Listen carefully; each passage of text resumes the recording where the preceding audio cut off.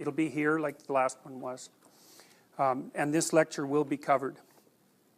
So, okay, so we talked a little bit about motivation last time, or quite a bit about motivation. And what I told you that I was basically teaching you a personality neuroscience approach to personality. And part of the reason that I have to go into the biology is to give you the kind of foundation that you need in order to understand, I would say, what's essentially the cutting edge in personality research. You know, I mean, I know that what we covered last lecture and what we're going to cover today are relatively complicated, but if you get them right, then you're right at the forefront of our ideas about brain function and emotion and about personality. So you get all that at the same time, and today you'll get a little bit of learning theory thrown in as well. So learning theory is basically what used to be what's alternatively described as behaviorism. And I used to teach behaviorism in this class, but I've subsumed it underneath the biology, because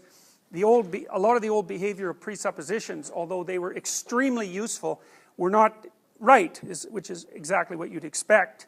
They were formulated in the 1950s. And it's actually the sign of the progress of a science that theories that are 60 years old are no longer right. So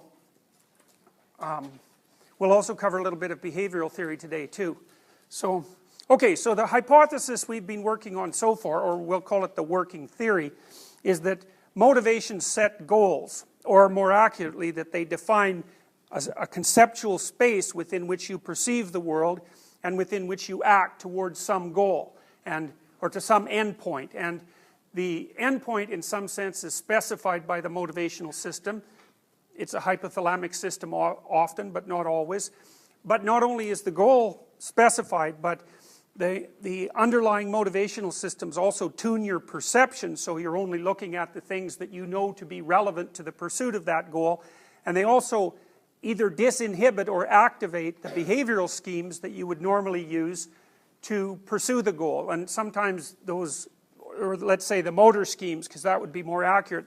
When you think about behavior, you tend to think about voluntary behavior, but a motivational state will disinhibit or activate, depending on the situation, autonomic responses. So for example, when you're food deprived and you start to think about food and start to organize your behavior towards food as an end and to perceive the world that way, your body also prepares for food.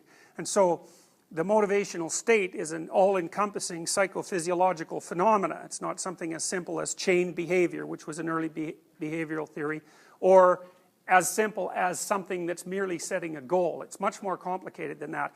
It's useful to think about, as we've already talked about with regards to psychodynamic theory, it's useful to think about a motivated state as a micro-personality.